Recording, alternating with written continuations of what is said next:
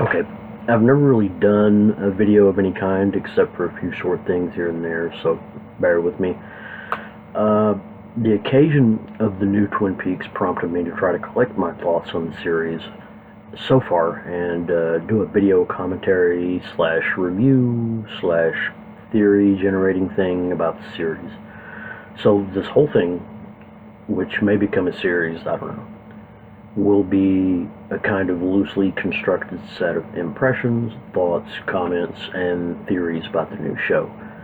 After watching the first 4 episodes, I can say with full confidence that it is, and the episodes going forward will be, a cluster of emotions, tone, and story directions, and just all around supernatural weirdness. I should say up front that the old Twin Peaks is one of my all-time favorite series. I love the sometimes quirky, sometimes dramatic, sometimes melodramatic, but often dark and disturbing nature of the show.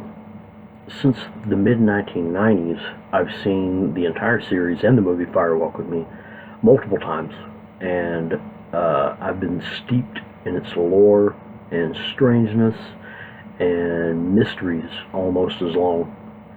I haven't read any of the other book tie-ins to the series, like the Diary of Laura Palmer or the one about Dale Cooper, but I did read Mark Frost's The Secret History of Twin Peaks last year and devoured it in 2 days, which has to be some kind of record for me. So I had a lot of expectations going in, which I tried to temper with the realization that the new Twin Peaks would never and could never be the old Twin Peaks. It would have been almost impossible to try to replicate the original. And I didn't really even want them to try. I didn't want to retread, and even if you barely know anything about Lynch, you know he would never feel the need to do that, which is a relief. I also knew what I wanted in New Twin Peaks. I wanted a continuation of the mysteries of the original series, maybe with some resolutions and conclusions, and wrapping up the cliffhanger that ended the original. We've gotten something like that, but no real answers so far. Just more questions piled on top of other questions that have been lingering for the last quarter century. At the same time, this being David Lynch's return to film and TV after more than a decade away, I fully expected something completely different from what I wanted. Something totally confounding. I expected it to be very Lynchian, with some Twin Peaks thrown in, so in that sense, it met my expectations perfectly.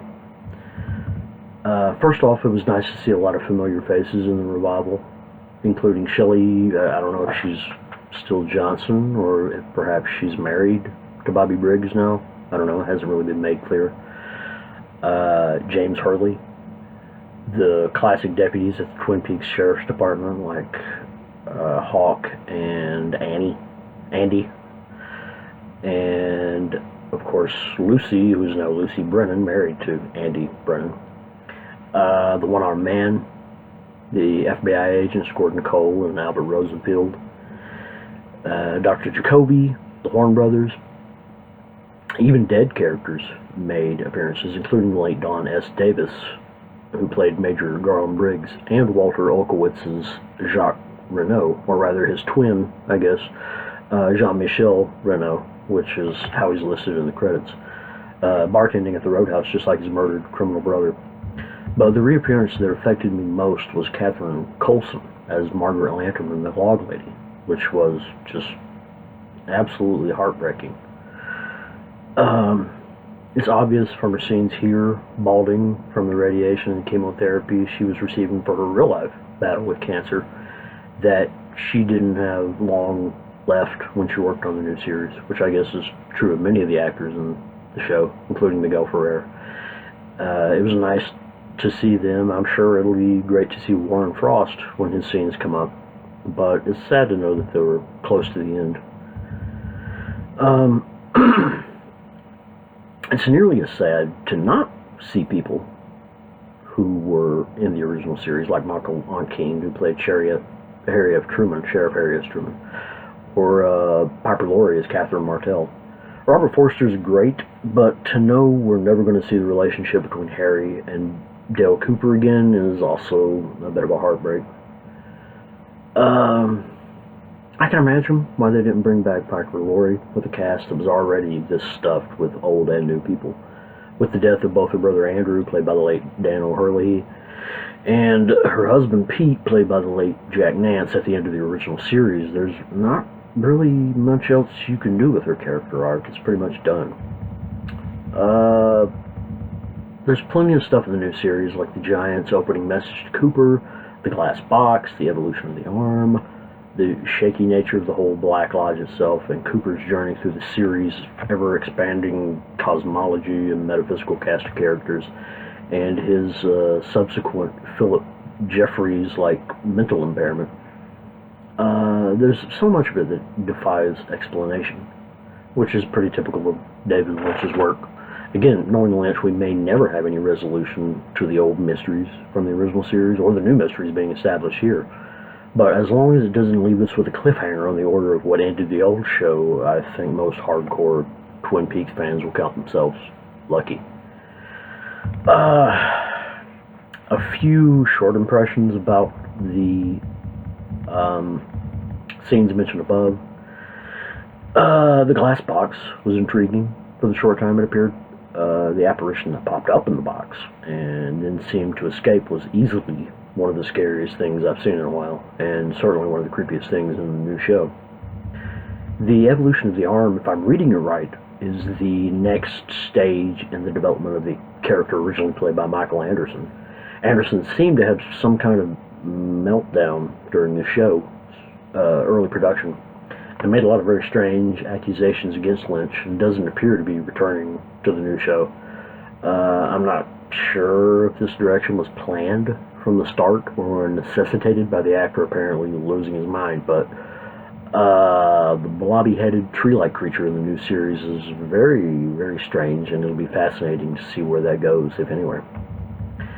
Laura Palmer's return was interesting, although the whole take my face off and her disappearance into the upper reaches of the curtain-shrouded waiting room was a bit of a shock. Like I said before, the Black Lodge was looking shaky, and Ken Letier and I have talked already about why this might be. He theorized that this was caused by the escape of Mr. C, Cooper's doppelganger. I'm also wondering if it was just always this unstable, and Cooper was never privy to it before now. At the beginning of the first episode, he talks to the Giant and seems to have settled into some kind of role as a regular character within the Black Lodge. He doesn't seem aware of the place's problems when he first appears, and it looks like he only really gets clued in when Mike, the one-armed man, leads him back through the lodge. One thing is certain, the new series is both wonderful and strange, to borrow a phrase from the original series. It has scenes that are still with me, and probably will be for a long time, from the aforementioned arm evolution, the scenes with the log lady, and Cooper's journey, to the new side of what emerged from the glass box, with apparently murderous intent, and seeing the face of Major Briggs floating by, and the void that Cooper is forced to traverse. Lynch certainly hasn't lost his touch when giving us memorable, disturbing imagery, and has a defter touch at presenting horrific, truly frightening scenes than any 10 quote-unquote horror directors. The Secret History of Twin Peaks established that Major Briggs knew something was wrong with Cooper shortly after he emerged from the Black Lodge. So it's interesting to hear that Briggs died in a fire at his job after that. The implication seems to be that Mr. C, the evil Cooper, had something to do with it. The bad thing about the new episodes, the shows look really cheap, mainly due to its FX work, which is so bad in some scenes that it can be painful to watch. However, with Lynch's affection for throwback style and methods, I'm almost certain that he's completely aware of this and maybe even made sure it was a thing. If I noticed it and wondered about it, Lynch was almost certainly miles ahead of me. The show also has a wildly inconsistent tone and pacing. The new scenes and settings like the glass box in New York, the bloody travels of Cooper's doppelganger, the murder mystery in Buckhorn, North Dakota, and the problems of yet another Cooper double in Las Vegas are all presented with a mix of interest. Some are truly engrossing, like the new scenes in and around the Black Lodge, while others are more what the fuck moments, like Cooper's journey to other levels. Some qualify as both, like the mystery of the glass box. Some are deadly serious, like the scenes with Evil Cooper, while others are total comedy, including the appearance of Andy and Lucy's son, Wally Brando. Those two scenes also represent painful disparity in the show's pacing. Evil Cooper scenes are dripping with tension, just dripping with tension.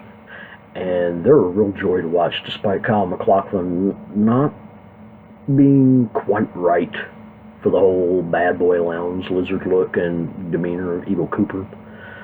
On the other hand, the scenes with Wally Brando was hard to watch. Wally Brando meeting the current Sheriff Truman was so decompressed and paced like a snail racing a turtle. The scenes seemed to have no point and no end. Which, by the way, the current Sheriff Truman is not the original Sheriff Truman, but his brother, as my reading of Mark Frost's The Secret History of Twin Peaks last year led me to suspect. It almost feels like Lynch is ashamed of the Twin Peaks elements in the new Twin Peaks. The scenes with the characters in the town are the most awkward, glacially paced scenes in the entire show so far. I've considered more than once if maybe Lynch got tired of hearing questions about if there would ever be new Twin Peaks over the years, and has now made the new episodes with the determination to make everybody who loved the original Twin Peaks hate the new Twin Peaks. So maybe he doesn't have to hear it anymore, and he can finally put the whole concept to rest. In terms of the story, and this is something I've also discussed with Ken Letier, it was hard to know that Cooper has remained trapped in the Black Lodge and rendered completely ineffective all this time, 25 years, with his doppelganger out there in the world ruining his name and character. I have a lot of love for Agent Cooper, obviously, so to see him neutered like that was kind of a gut punch. The show has a lot of threads. For instance, I'm not sure just yet, as I'm sure most viewers aren't,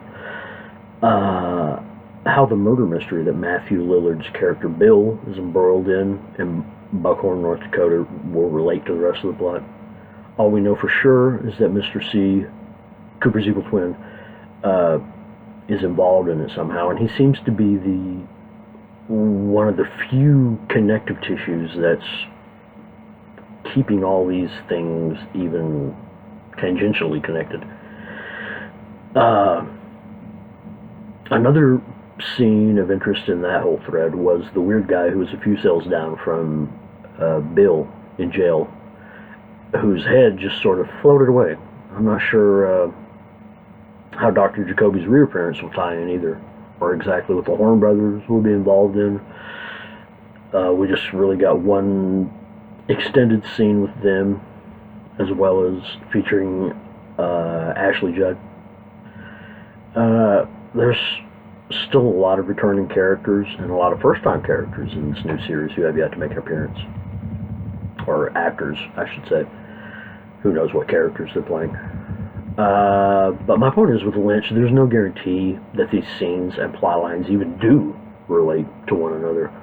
After 4 episodes, things have progressed, but there's not much sign of the threads weaving together into a coherent whole just yet. Not that I expected that there would be the slightest hint of a resolution just yet, and maybe not at all. Still, Kyle MacLachlan has hinted that there might be room for more Twin Peaks after this series is done, so I'm guessing there will be enough left open when it's done to have room for more, possibly. Overall, I wanted to love the new show, but I tempered that with the very clear knowledge that Lynch has been away from Twin Peaks since the movie Fire Walk with Me, and that was 25 years ago. He's also been leaving behind anything even slightly resembling a coherent, understandable narrative since at least Wild at Heart in 1990, which the Stray Story is a fairly straightforward story, no pun intended, notwithstanding. Both Mulholland Drive in 2001 and his last feature, 2006's grainy and totally disjointed Inland Empire, were his most nebulous, hard to understand productions to date. So, I'll be interested to see where things go from here. I'm certain it'll be strange. I'm not so sure it'll be wonderful, but I'm hoping. So, anyway, I hope you all enjoyed the video. I'll probably make more about the series as time goes on, so stay tuned.